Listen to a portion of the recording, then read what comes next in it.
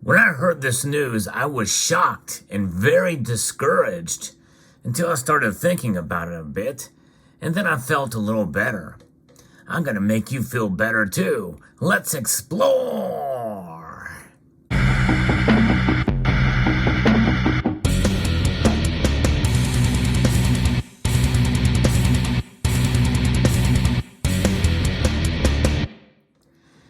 Have you ever noticed that some of the largest gold consuming nations out there don't have bullion coins, at least that are easily accessible to those of us in the West or even around the world?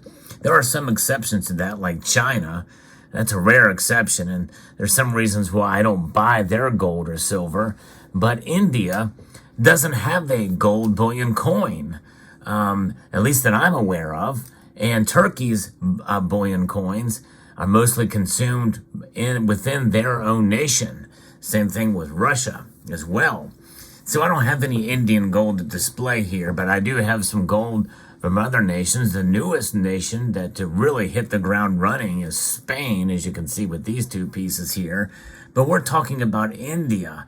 And India is a nation that I've been reporting on for a number of years because of their importation of a lot of gold. But what I heard recently here from Reuters is about what happened in January with their gold imports. Before I share with you that story, I will encourage you to please hit that thumbs up button below. It does help feed the algorithm. You can also post comments and even say "salgorithm," feeding the algorithm. It does help. It's a little play on words for those of you who are familiar with the channel. I like plays on words, puns, if you will. It's a puntastic time to be alive, I always say. But nonetheless, gold is the topic here and what is happening in India. India's gold imports have plunged dramatically. That's right. In January, they went to a 32-month low, according to Reuters here in this report out of Mumbai. They plunged 76% year over year. And why is that? It's subdued demand after domestic prices rallied to record highs and as jewelers postponed purchases, hoping for a reduction in import duty, a government source said. The country imported 11 tons of gold in January, compared with 45 tons a year earlier, the source said, on condition of anonymity, as he is not authorized to speak to the media. In value terms, January imports dropped to $697 million from $2.38 billion a year earlier, he said on Thursday. India is one of the largest gold import nations in the world. At least it had been for quite a while. But we saw a trend starting around the time of the pandemic when supply chains were tightening and gold prices were rising dramatically. In fact, gold hit a record high in August of 2020 and retapped $2,000 an ounce level in 2021, 2022. And so what does this mean? It means that India's got to find other alternatives. What is another alternative? Well, it is silver. Silver is the metal that they have been getting a whole lot of. And one could say, well, that is something that will make you feel a little better, as that they're importing more silver, creating a huge demand on the silver market, which in a sense, that has helped spark the price of silver to go up, at least to some extent, although not quite as much. But what I'm about to tell you is going to hopefully make you understand and realize that there's still a great demand for gold out there. Now think about, there is record high prices in Indian rupees for gold that they're seeing. And these record highs are evident in other currencies around the world. You know, the price of gold has dropped in recent weeks here in the United States, measured in this, the dollar, the Federal Reserve note, the debt instrument here. It has fallen in that currency, but in other currencies, it has risen.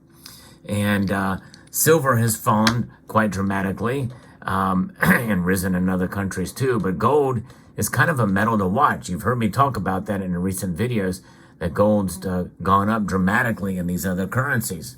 Other measures of wealth are not just based off of U.S. dollars. The U.S. dollar is, I believe, unusually high right now. The measure of the dollar is the DXY, the dollar index. And why is that? Because the world's most powerful central bank has been altering it and manipulating it on purpose to try to tighten, quantitative tightening, to bring down inflation that is out of control right now. They want to control inflation back to 2%.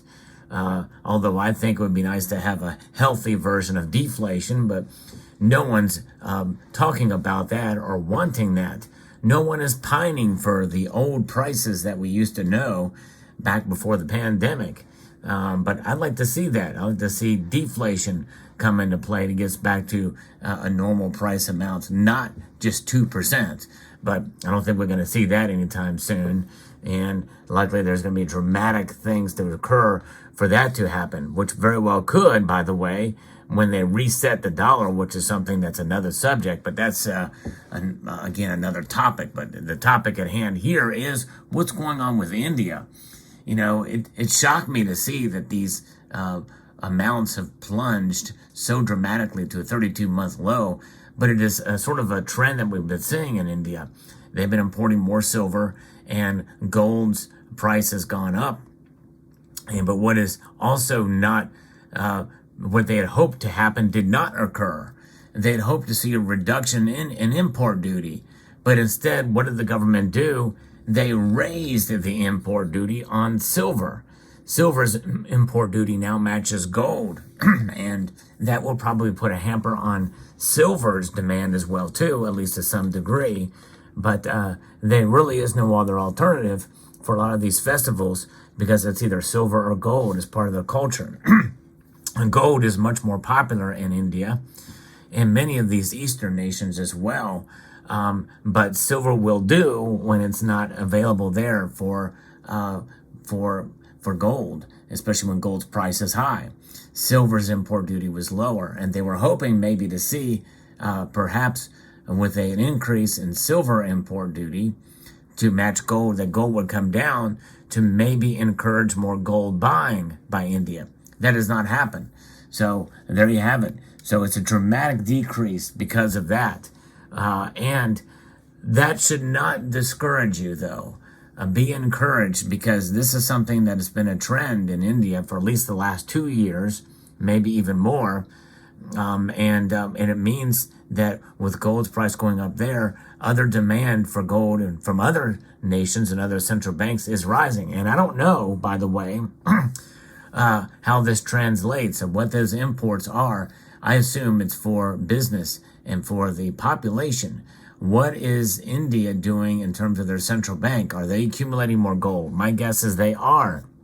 Central banks around the world have been accumulating gold in record numbers, and I don't think that's going to slow down anytime soon. So we have an increase in gold imports to these other nations, and probably as well as in including India. And that means that we are going to see a notion of probably higher gold prices coming down the pike, because they see something that many of us have probably suspected is going to happen, is that the gold price is going to continue to rise this year. I've made predictions, and I've been doing it for the last couple of years. And so far, for the last 2 years, my predictions have been either very close or correct with regards to gold. And I believe we'll probably see that prediction play out again this year. We've already seen it climb up for a while above $1,900 an ounce. It's now below that. But I think it's only a matter of time before we see it to creep back up to that level again, and then maybe touch upon where I have predicted gold's price to be. So when you see the news about gold imports falling in India, it's really only due to the private sector, in other words, business and demand for a lot of their festivals and cultural demand for the general population. But its demand is still rising in terms of central bank acquisitions, and I believe also probably even among populations as well in some of these other nations, and probably still in India too. You know, I don't know how much of this is how much of these data are tracking, how much of that is being tracked in terms of gold imports based off of individual demand.